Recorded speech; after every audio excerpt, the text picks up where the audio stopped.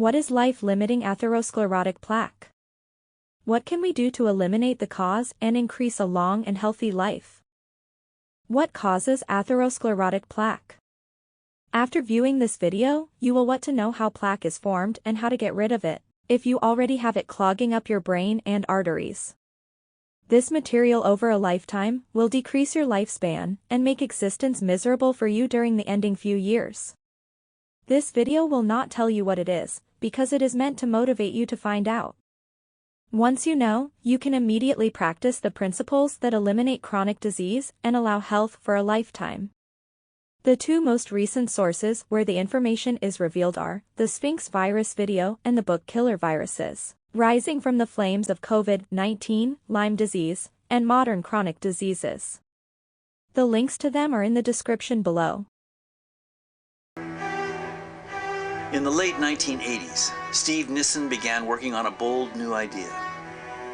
He wanted to use the same technique as an angiogram, but instead of making an X-ray image of the center of the artery, Nissen was going to try to use a miniaturized ultrasound probe to scan the cells that line the artery walls. There was just one problem. At the time we were doing this development, the smallest ultrasound devices were about the size of your fist. And we thought we could make an ultrasound device so small that we could actually put it inside the coronary arteries. Now, coronary arteries are very, very tiny. They're about the size of a pencil lead. And so like a radar dish goes around, it rotates around, sending and receiving these sound waves, just like sonar. And when it sees the reflections come back, it makes a picture from those reflections. I will tell you, it was very frustrating. A lot of the work was done in animals because, of course, you can't test something like that in humans until it's been perfected. And we would go into the animal lab and we would not get a picture.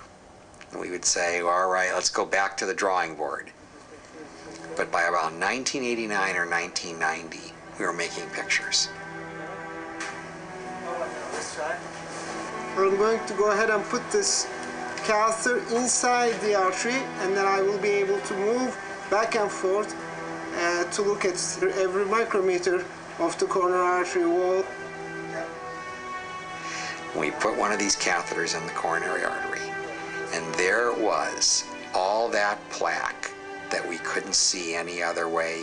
You could see on a television screen, just as if you were literally there.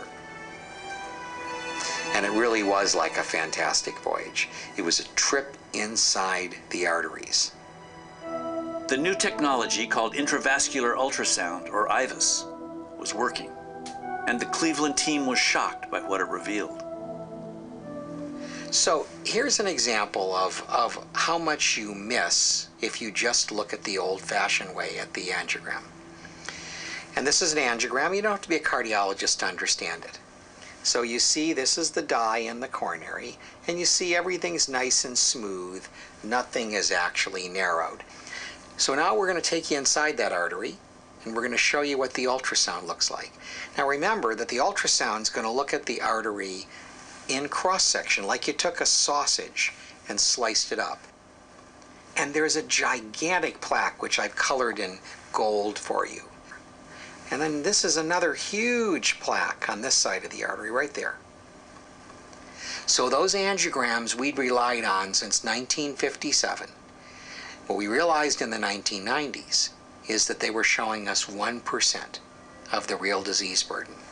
What we have appreciated more and more is that the atherosclerotic plaque itself is filled with cells that are busily at work exchanging messages. The plaques send messages that spark the immune system into action. Sensing there are foreign invaders in the artery walls, the body does what it would do with any other infection or irritation. It responds with a cascade of chemical reactions that create inflammation at the site of the plaque.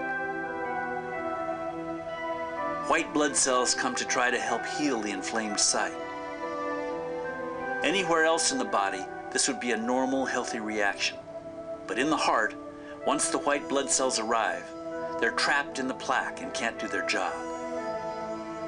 Instead, they trigger even more massive inflammation.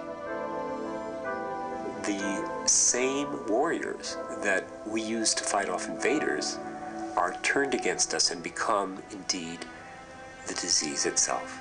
Two most recent and authoritative sources where the information is revealed are the Sphinx virus video and the book Killer Viruses, Rising from the Flames of COVID-19, Lyme Disease, and Modern Chronic Diseases.